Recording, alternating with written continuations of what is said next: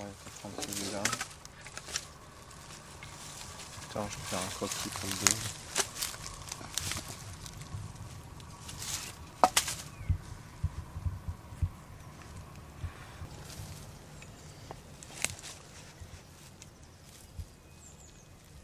Connues depuis des décennies, les productions de hache ont peu suscité l'intérêt des chercheurs tant sous leur aspect de produits finis que de chaînes opératoires de fabrication ou de procédés d'acquisition.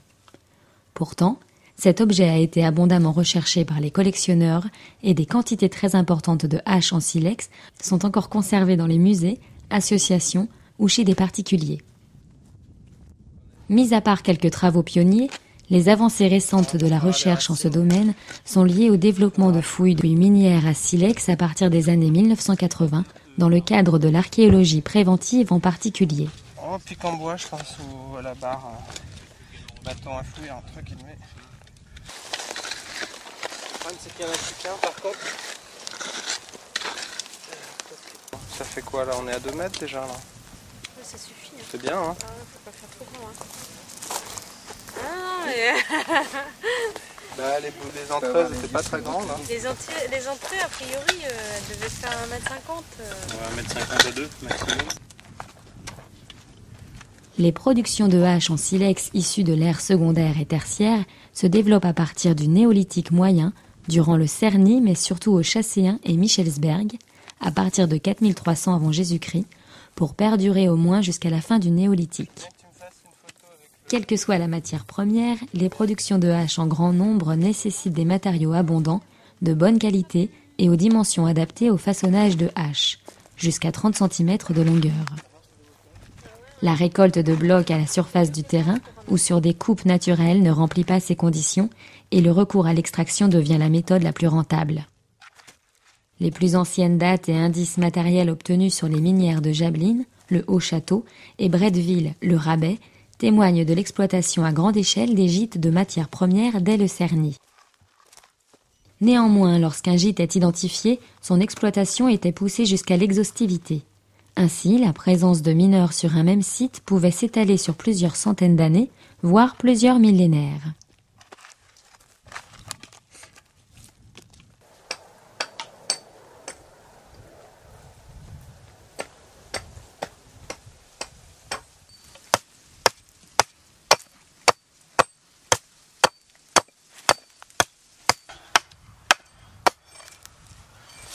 C'est bon ça, impeccable. Je pense que ça va aller.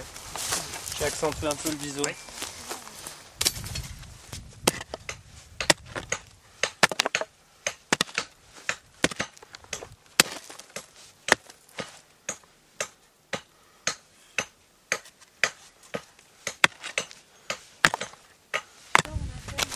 Ouais.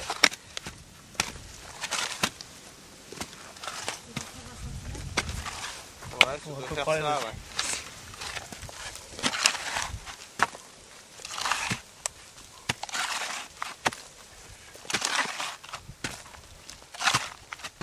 Donc ici on est sur une minière datant du néolithique, de la fin du 4e millénaire et du 3e millénaire avant notre ère. Donc on connaît le site par des éclats de silex, des déchets qu'on trouve à la surface des champs, un petit peu partout. Et il y a donc des puits de mines qui ont été creusés par les hommes du néolithique. Et ce qu'on est en train de faire justement maintenant, c'est d'essayer de creuser un puits de mine avec les techniques et les outils du néolithique.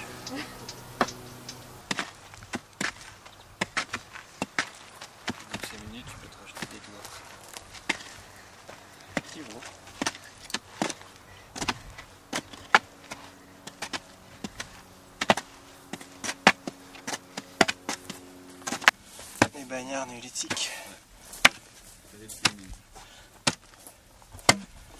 Allez, hop. Voilà, l'érable ça s'use. Le buis, regarde. Donne-moi le buis. Ah, lui, il est nickel, lui. L'érable, Non, pas assez trop tendre. c'est pas une affaire. Ce qui est bien, c'est que c'est léger. Allez, C'est bon. ah. Voilà. Vas-y avec ton silex.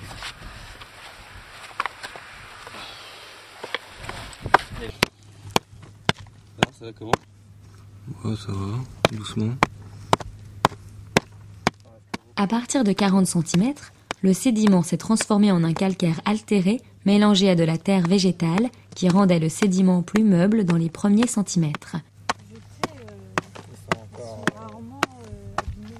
Au fur et à mesure que le creusement avançait, le sédiment était de plus en plus compact, et ceci jusqu'à l'apparition des marnes, à environ 1,30 m de profondeur. Il y en a qui sont bien débiles. Genre la plus grande tarte à la crème. Oh non, il y avait pire. Hein.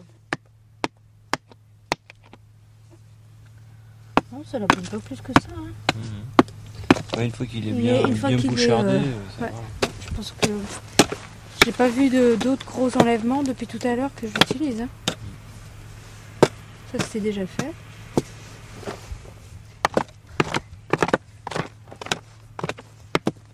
Déjà 64. Alors, l'outil.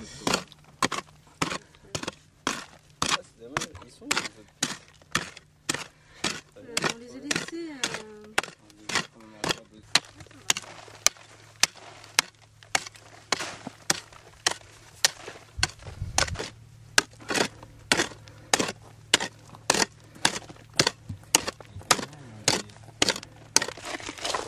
Chaque dureté de substrat, il y a vraiment S'adapter. un outil. Une technique. Ouais.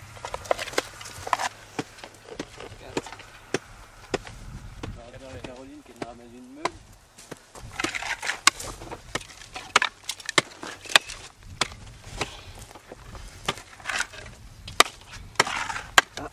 Voilà, encore un doigt. Ah, bah. Dès qu'il tombe sur un bloc, t'as une esquique. Non, là,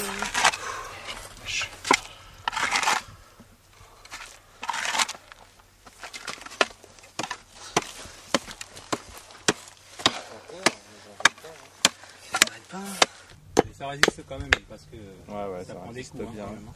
Ah bah t'as vu l'érable là, comment il est crabouillé? Ah oui, il est tassé. t'as pris les photos? Je vais prendre les deux têtes côte à côte. Pour montrer la différence.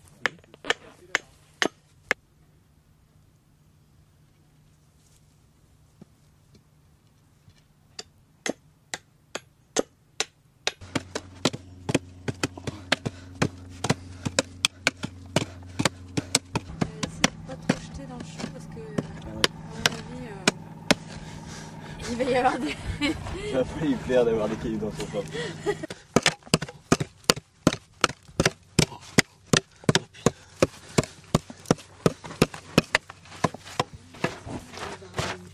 Hein?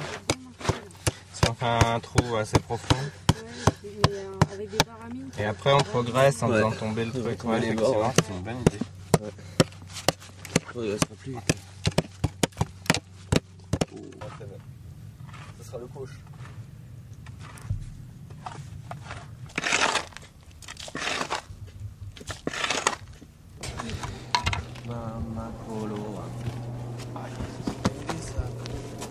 Suite au manque d'efficacité des pics et des outils utilisés en percussion directe, nous avons testé des pointes en buis, en percussion indirecte avec un percuteur de pierre.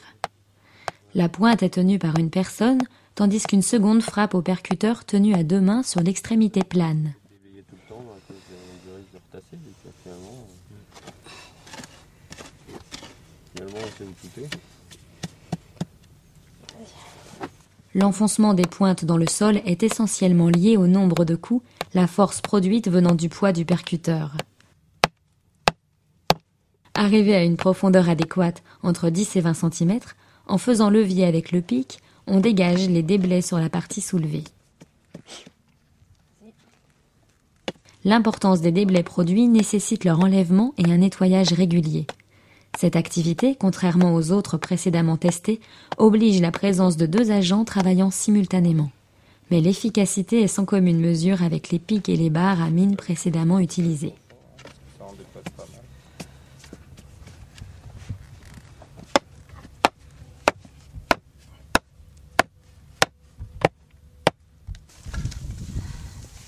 Technique efficace et éprouvée. Ouais, ça descend là. Vous allez avoir du mal à remonter, c'est pas pour. Sinon, ça va faire une amorce pour creuser. On va pas faire un petit muret de protection à l'entrée.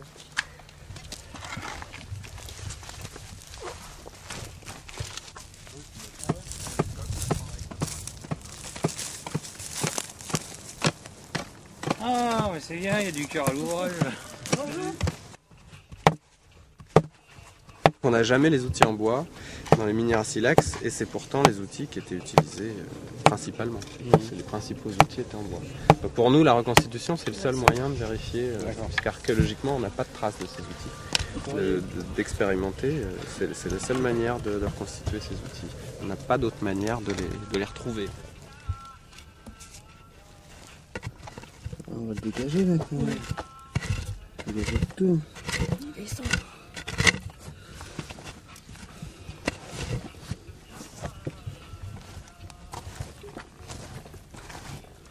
Ouais, il est beau quand même, hein. Ouais, il a l'air de partir. Vous voyez le dégager Ici, là. On le voit mieux.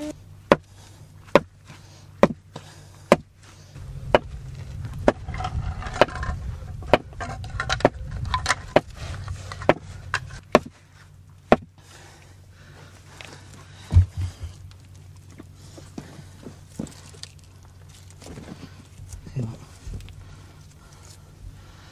Est-ce qu'on est dégagé là? Non, c'est une caillasse.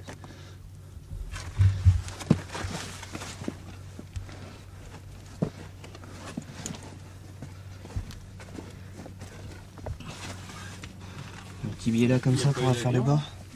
Non.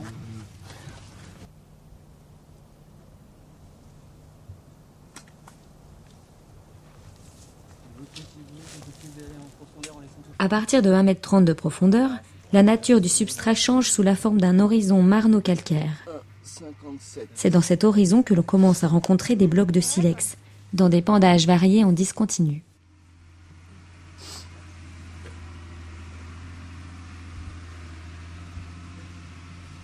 C'est bien un peu plus bas. Oui, c'est Maquette. plus bas. Ouais. C'est plus bas. Ouais, on va prendre la base. Et voilà. Ouais, super. Pour la base. J'ai dit, ça fait moins d'un mètre.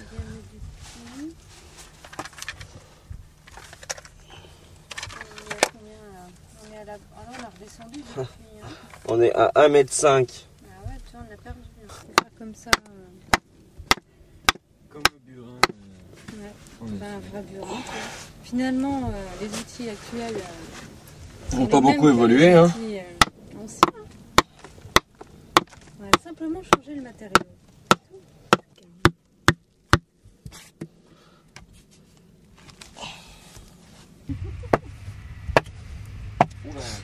Ah, là, il y a un truc.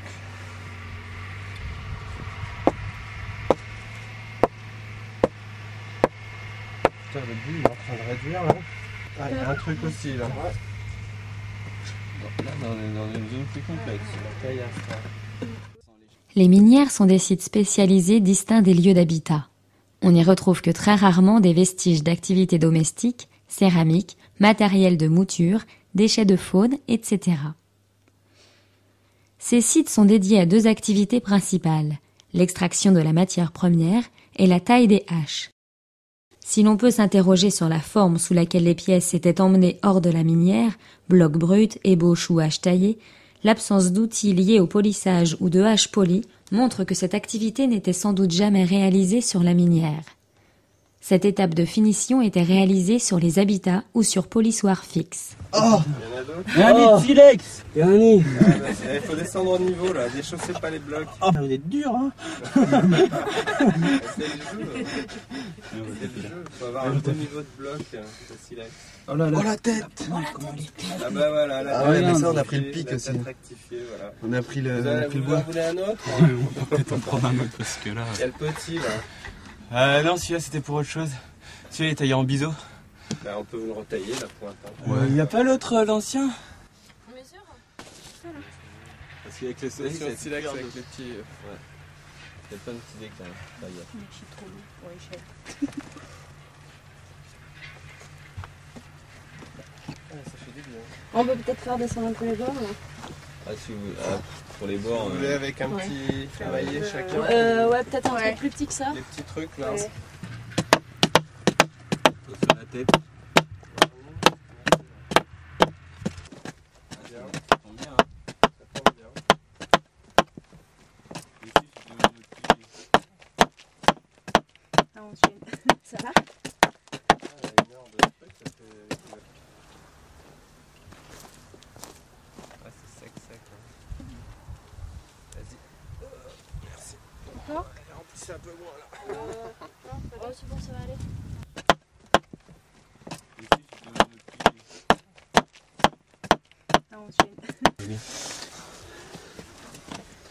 Là, c'est bon.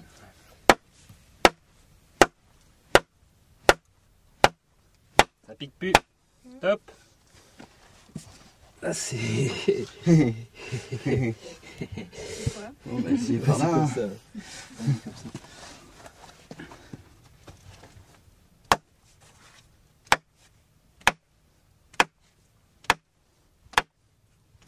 Hop là, ça pique plus. Oh putain, c'est top. À cette profondeur, on rencontre un banc de calcaire contenu dans la marne. Comme une partie du banc de calcaire est fissurée, la marne est complètement dégagée au pic en bois de serre et à la pointe en bois, en particulier pour pouvoir introduire des coins dans les fissures. Plusieurs blocs sont déchaussés progressivement par mouvement de va-et-vient et enfoncement d'une pointe en oblique pour faire levier. Tu veux voir la tête? La tête de l'outil? Ouais. Elle est bien, hein? Elle a pas morflé là. Ah, c'est une belle fissure qui est entre les deux là. Ouais, intéressant. Une espèce de bloc là. Il faut un deuxième puits là-bas. Celui-là, ça va passer vite. Alors... On y va. Après, on a fait au hasard en se disant pourvu qu'on tombe pas sur un puits, Et on en a quand même écorché un sur le banc. Là. Mais bon, globalement, on est de la chance. C'est pas trop. Ça me passe les petits grains. Ouais. Là, ça enflamme un peu. Un peu. Il faut être très fort, hein, tous on va y arriver. Ah Alors maintenant, il faut la sortir. Ouais, ça c'est autre chose. Puis ça c'était que la première. Hein. Oui. C'est la plus petite celle-là. Oui, mais ça fait une brèche.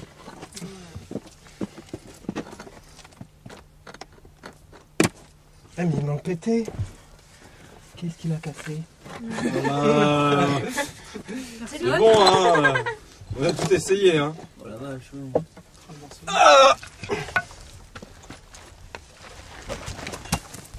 J'en ai amené une autre de baraline, hein, s'il y en a qui veulent. Bon, qu'est-ce qu'il veut jouer? Moi, je vais jouer un petit peu.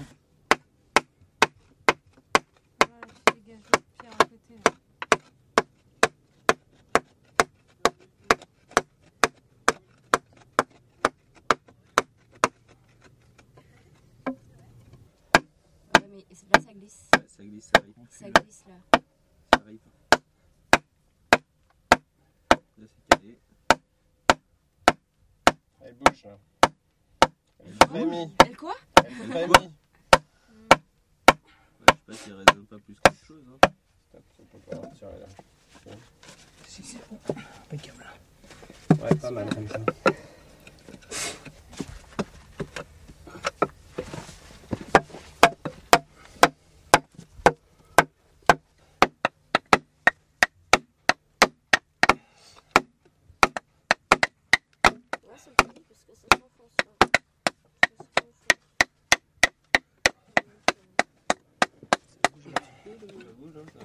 Ça bouge.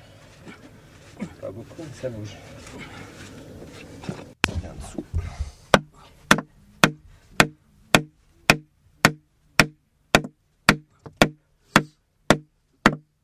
Elle soulève là.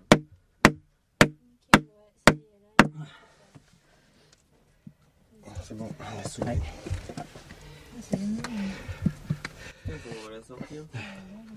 Corde. Non, non, à deux. À deux, attends. À deux, mais Puis il y a quoi? comment vous Lequel? La suite. Apparemment, c'est deux plaques. Hein. Non, c'est une qu'on a cassée en deux. C'est sûr? Ouais, c'est les vibrations qu'elle a pris depuis tout à l'heure. Hein. C'est pas très bien. Oh, elle sonne celle-ci, elle sonne creux. Hein. Ouais, c'est ça, on va péter celle-là. Mais une dalle de calcaire prenant la moitié de la superficie du puits nous bloque la progression.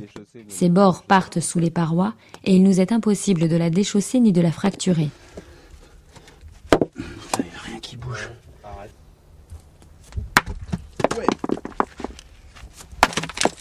Ah oui. Le silex, ça casse. Hein. Attendez, je vais prendre la photo. Le dessus de la dalle, Dessus de la dalle. le point haut de la dalle, 1,89. Alors, pareil. 17h45. Le haut de la dalle, t'as dit? Haut de la dalle, 1,89. 89. Et là, on est Le à bas. 2,19. 2,19. Ouais, le point le 2,20, plus bas. ouais. Le trou, là. 2,19. Le haut du silex, s'il te plaît. 2 mètres Par contre, il faut déchausser celui-là. Voilà, c'est et après là-dessus.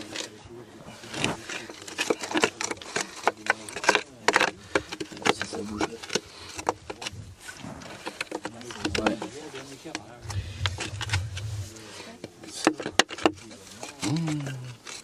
Attention, t'es loin.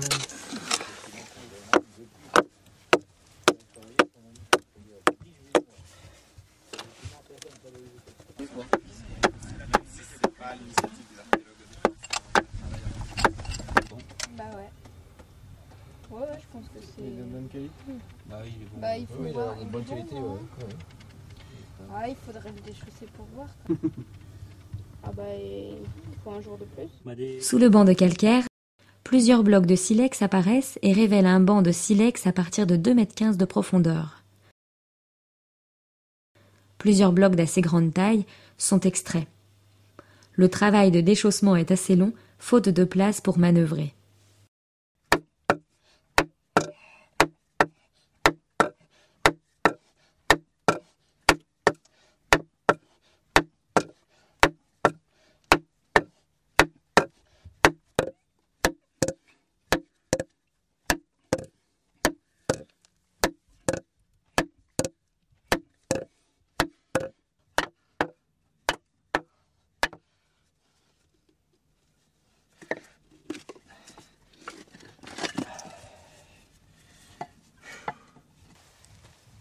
L'expérimentation a montré que le creusement d'un puits ne nécessite pas de savoir-faire particulier ni de puissance physique exceptionnelle. L'investissement en temps de travail est également assez faible. Pour une profondeur de 2,50 m, 3 personnes suffisent pour assurer le creusement et l'évacuation des déblais, 2 dans le puits et 1 en surface. Si l'expérimentation s'est déroulée sur 9 jours, le cumul des heures effectives représente 55 heures de travail, comprenant également l'enregistrement des données et la documentation photographique et filmique. Par ailleurs, la présence d'un banc de calcaire dur a ralenti le rythme du travail, puisque nous avons passé 3 jours à essayer de le fracturer pour finalement arriver à déchausser quelques blocs, nous permettant de continuer à descendre sur une surface très réduite. L'exploitation n'a pas été menée à terme, car la phase rentable du creusement aurait dû commencer à partir de la profondeur atteinte, notamment par une extraction en sape, puis en galerie des blocs. Il faut donc ajouter quelques jours de travail pour cette exploitation.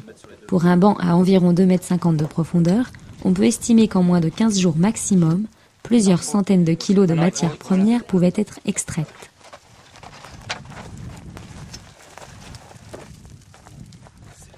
Ces observations confortent l'idée d'une exploitation saisonnière par un petit groupe d'individus à l'échelle locale, voire régionale, à l'occasion d'expéditions d'approvisionnement comme cela est le cas en ethnographie. Aucun site de contrôle proche de la minière n'a été attesté par l'archéologie. Au contraire, il semble que le plateau de Flins soit relativement vide d'occupation, au contraire du plateau d'Épône, sur l'autre rive de la Mauldre qui certainement a été le lieu de résidence des communautés villageoises les plus proches de la minière au Néolithique.